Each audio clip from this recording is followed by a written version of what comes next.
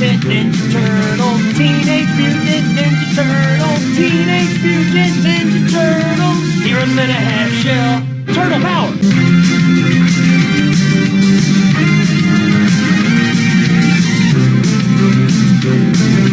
Teenage Mutant Ninja Turtles is brought to us by director Steve Barron and is an adaptation of the comic book series that became an extremely popular cartoon series by Kevin Eastman and Peter Laird. When hotshot investigative reporter April O'Neil starts to look into a series of crimes going on through the city concerning the city's youths and allegedly a group of black-clad criminals, she unwittingly stumbles across the titular Teenage Mutant Ninja Turtles. When the Turtles' father figure, Splinter, a giant mutated rat, is kidnapped by this elusive organization called the Foot Clan, they band together with April and newfound vigilante friend Casey Jones to go and fight the Foot Clan and its leader, the Shredder. Teenage Mutant Ninja Turtles came out 30 years ago in 1990. Now it's October as of the making of this video, and I've seen a lot of people saying that this was when TMNT came out in 1990. But no, that's not actually true. Teenage Mutant Ninja Turtles actually came out in March of 1990 in theaters. It did, however, come out on video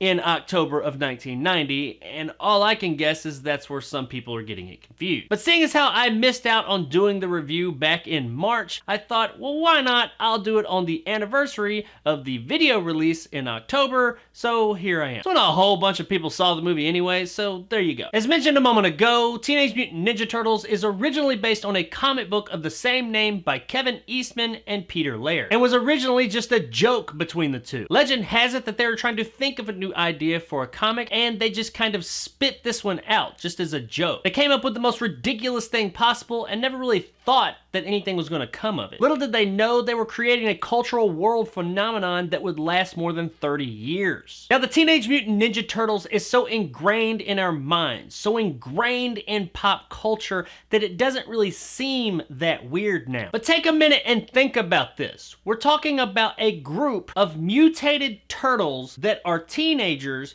whose father is a giant mutated rat. They live in the sewers of New York City and eat pizza all the time.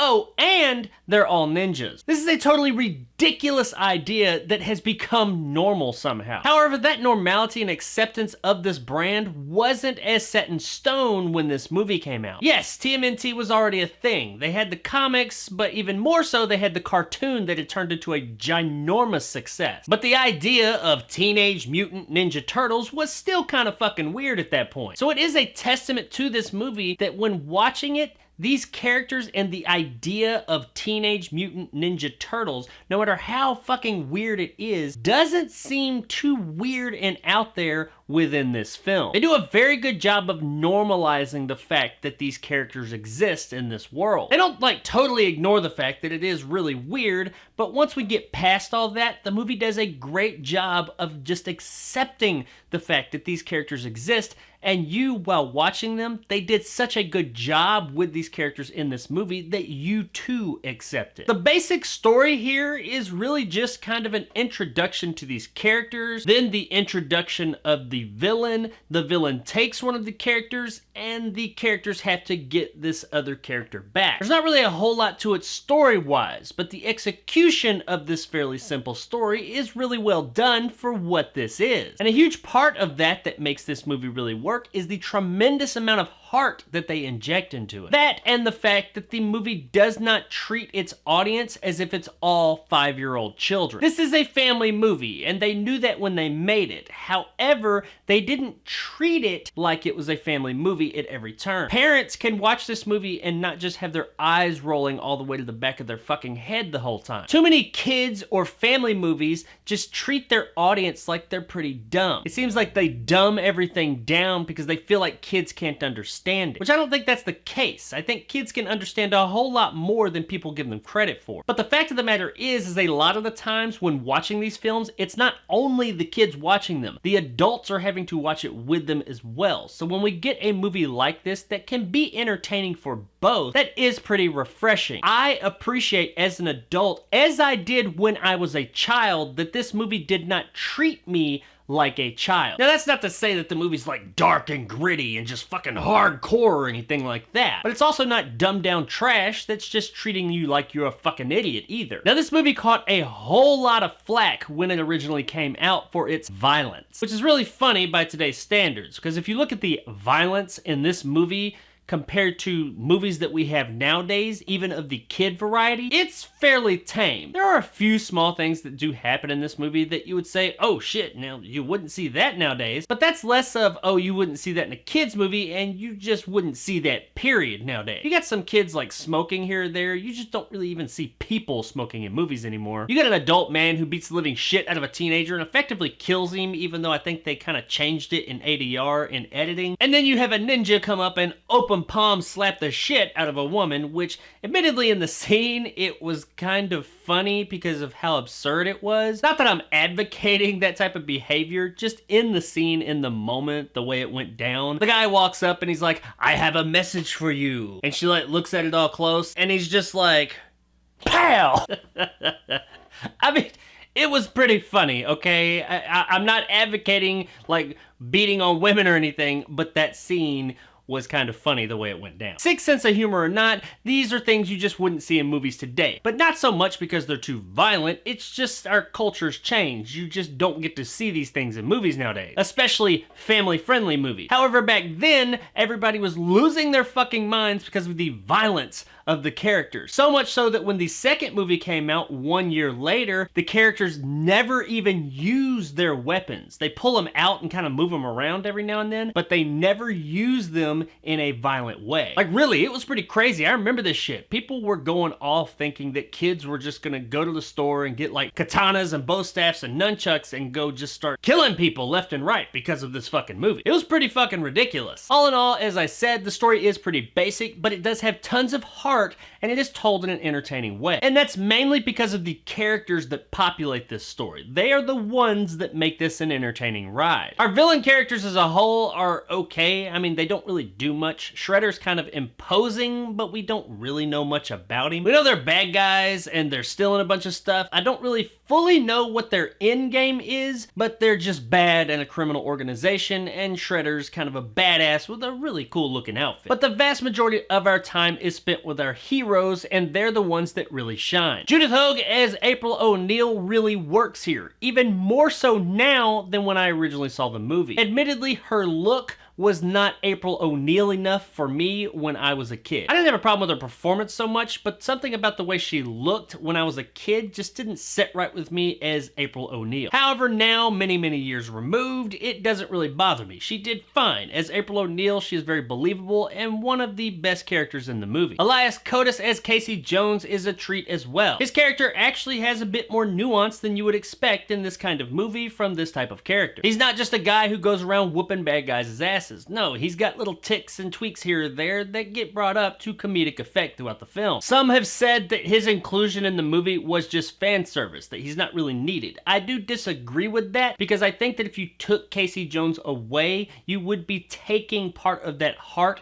and something about this movie that really made it work. The movie doesn't just work because of this character, but one of the reasons that this movie does work is because of this character. There's not one single performance in this movie that makes it all work. It's just a culmination of all these really fun performances that make it work, and his is one of those. Also, on a side note, is Casey Jones homeless? I'm not really sure. He doesn't seem to have a home. We never see him in or headed to or talk about any type of home at all. We always see him on the street. And he always looks kind of dirty. So I'm thinking that Casey Jones might actually be a homeless guy who's helping the turtles out. But seeing as how they all live in the fucking sewer, I mean, I guess it all kind of fits. And then we have the turtles themselves. Now, the only turtle that's actually voiced by a well-known actor would be Donatello by Corey Feldman. And while Feldman may not be that big of a deal now, back then in 1990, Corey Feldman was huge. And he does admittedly add something to this character. However, he is not the most interesting character in the movie. Much like pretty much all the Teenage Mutant Ninja Turtle stories around,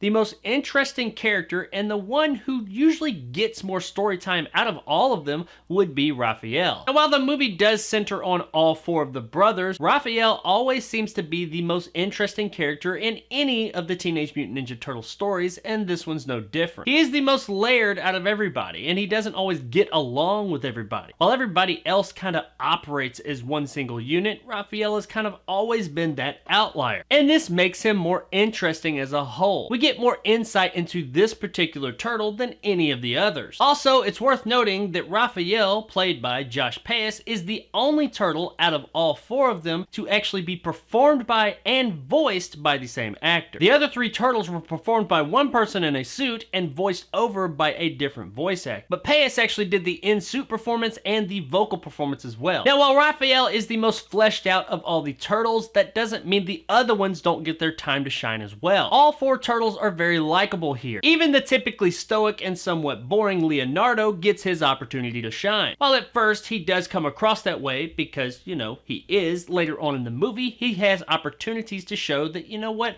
I have a personality as well. And they did a great job of showcasing these turtles' individual personalities and making them very believable and realistic. Some of the other performances in the movie are a bit heightened, but none of them really feel out of place, such as the police commissioner. He's over the top and super cliche, but it just kinda works here. Also, eagle-eyed viewers will spot Skeet Ulrich, Scott Wolf, and Sam Rockwell as foot soldiers. This was all before any of these guys got famous, but it is kinda neat to look back and see these younger versions of them in this movie just in the background. See if you can find them. Rockwell's the easiest one, but see if you can spot the other two. Overall, the performances here, while not perfect, they do work. And our main performances are all very entertaining, earnest, and believable. Now, something else that's believable here is these characters that actually do not exist in real life. And that is due in no small part to Jim Henson's Creature Shop. They did a fantastic job with these animatronics here. Even today, 30 years later, these things look great. They're more believable and convincing than the CGI variants we got in the remake 25 years later. Sure, there's a couple of parts where you can see some of the seams, pretty much literally, but they are fairly fleeting. And these are actual suits, no CGI involved at all. They're using remote-controlled animatronic faces that are very expressive. When these characters talk, you actually believe this is a living being speaking. Yes, I know they're not real, and this type of thing doesn't exist in the real world, but while watching the movie, it never pulls you out. You subconsciously believe what you're seeing is real because you're seeing it right there, and it looks fucking real. This movie had a fairly small budget of around $13 million, and if I had to guess, I'd say the vast majority of that money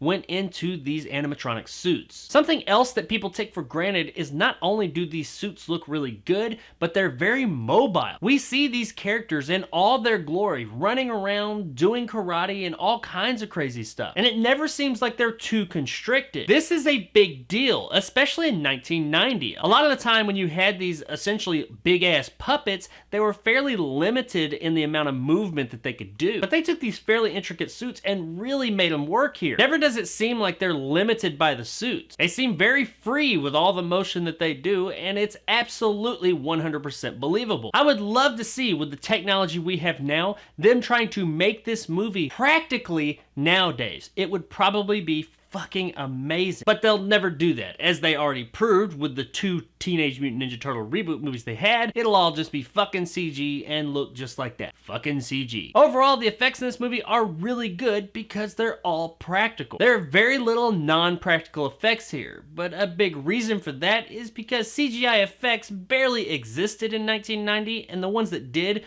were really expensive and out of reach of this production. But because of that, everything's practical, and they had to really get creative with the way that they made this movie, and it all looks great even today, 30 years later. Now, even with all these positives on its side, this movie was absolutely destroyed by critics when it came out in 1990. I was pretty young when it came out, but I do remember it, and I was super hyped for it. And I did, like many others, hear about prior to it coming out that critics were saying that nope, this movie's not any good. I was a huge Teenage Mutant Ninja Turtle fan, and like I said, really hyped about this movie. So when I heard that, I was kind of scared. But I still wanted to see this damn movie, and it was my most hyped movie of the year. Probably really my most hyped movie of like a 5-year period. I was a really big Turtles fan. And I remember when me and my parents went to go see this movie on opening night, every single showing was sold out all night long. And I was like super destroyed. I was just distraught as hell. I'm pretty sure I was crying about it. It was a long time ago, so I can admit to that now. But then later that night, my dad came and got me and said, come on, let's go somewhere. This was like really late at night, like 10 10:30, 11 o'clock, and then we left and went, and we ended up going to the movie theater and saw a 12 o'clock midnight showing of the movie. This was back when it was still normal to have like midnight showings of pretty much all the movies that were there, and they were even cheaper too, just a side note. But I got to actually see the movie at midnight on opening night, and I was super hyped. I went and sat down in that theater and had in the back of my mind that all these critics have been saying this movie's terrible, you're not gonna like it. So I was prepared to be disappointed. But then, an hour and 45 minutes later, when I walked out of that theater, I was in fucking love. I loved this movie when I first saw it, and I still love this movie till this day. Teenage Mutant Ninja Turtles has its faults, but it has a whole lot of pluses going for it too. It has some really fun performances in a fun story and is overall just a really fun, entertaining movie. It never treats you like you are a child or that you're dumb either. Sure, it's a little wacky at times because it is ultimately a family movie, but it never treats you like you're stupid. And regardless of the age or if you grew up with it or not, you can still have a good time with this ridiculous premise of a movie. No matter how many times I periodically go back and watch this movie, it brings a smile to my face every time. And because of that, Teenage Mutant Ninja Turtles is absolutely worth a buy. Do it! Do it! Show me the money! Do it! You motherfucker! So, Show me the money! do it! Gotcha. You probably thought I was gonna say it was perfect, that it was a unicorn. No, it's not quite that. It is almost that, and it almost got that rating, but it isn't quite a unicorn. But it damn well is close and it is absolutely worth a buy. And if you are looking for a good time for the night, especially if you are a Turtles fan, then check out Teenage Mutant Ninja Turtles and you will not be disappointed. So there it is, guys, my review of Teenage Mutant Ninja Turtles. That is really a ridiculous ass premise if you think about it. If you enjoyed and want more content like this, hit that subscribe button and help my little channel grow. If you liked what I had to say, give me a like. If not, let me know in the comments below why. And as always, stay sexy, Manhattan. God, I love being a turtle! So since I went back and watched this movie, and I've got like the 3-pack of it, it's got part 1, 2, and 3, I started to think that, hey, maybe I should go back and watch part 2 and do a review on that too. But then I remembered this.